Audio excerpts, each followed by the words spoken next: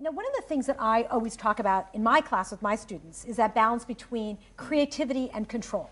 And you know, when you look at a career, one has that same question. How much do you map it out and sort of, you know, become a fire and forget missile? Okay, now I'm going to go to business school, then I'm going to go into investment banking, then I'm going to go become a this and a that. And how much do you let things just fall in your lap?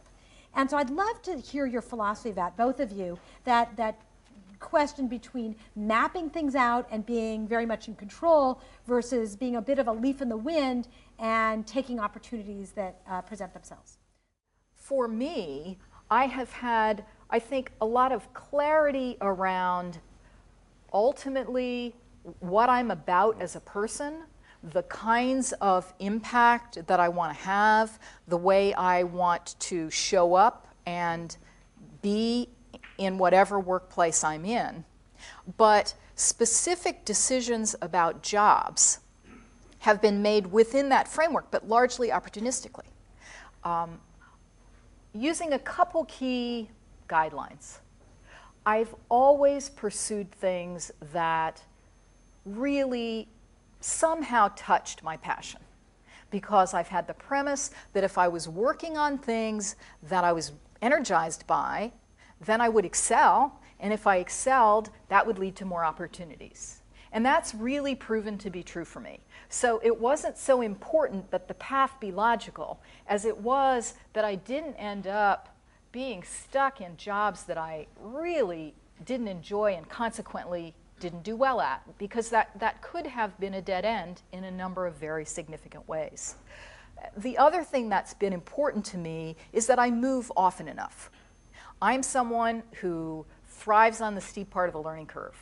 And so, sort of for the same reason, it's important for me to be learning new things, having an opportunity to be energized and stimulated in whatever role, so that I can continue to perform and excel and be excited about what I'm doing. And so those have been guidelines that have been consistent and that have enabled me to evaluate opportunities as they came along and decide which ones that I would accept and which ones that I would walk past.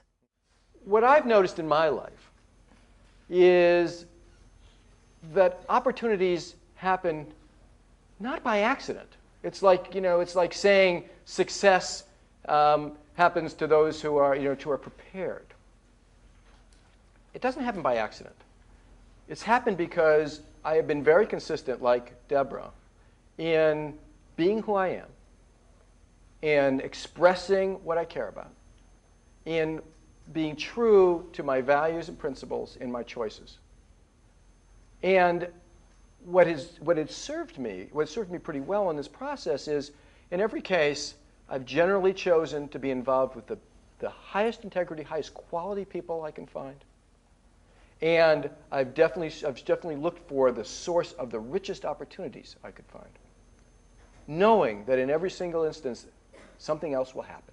Another door will open. And at this point in my life, the thing that I'm now very confident in is if you are true to yourself and consistently make high-quality decisions, that each of those decisions will lead somewhere. There's a sense, and I do this a lot with my students, especially at the end of the term, everybody comes up, what am I going to do with my life? I mean, really, the real question is, what are you going to do next year? Right? You know, and everybody's sort of worried, they fret the decisions. What if I make a mistake? Well, you will. You'll make plenty.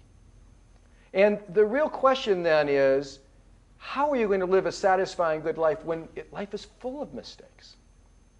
And how are you going to express yourself and realize your potential and be satisfied and fulfilled in an environment where you don't have control? Because that's life. People say to me, how do you become a venture capitalist? I don't know. Somebody asked me. People say to me, how do you become a professor at Stanford? I have no clue.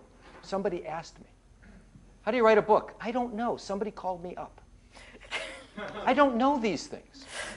I never planned to do any of them. But when those doors opened, I looked around and asked myself the same question I always do.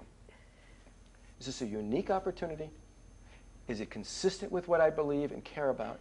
And can I take it someplace interesting? And if I can, I go through the door. And then 10 more doors open. And I just went through a door this last 2 months, and we'll see where it leads to.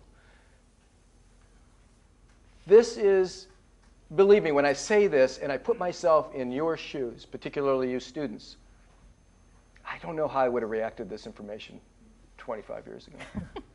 It's kind of earth-shattering to know that you don't have any control, isn't it? It's kind of earth-shattering to know that life's going to be full of mistakes. And a lot of you will ignore it and just try to plan and execute anyway. Good. Do it and learn and grow in the process.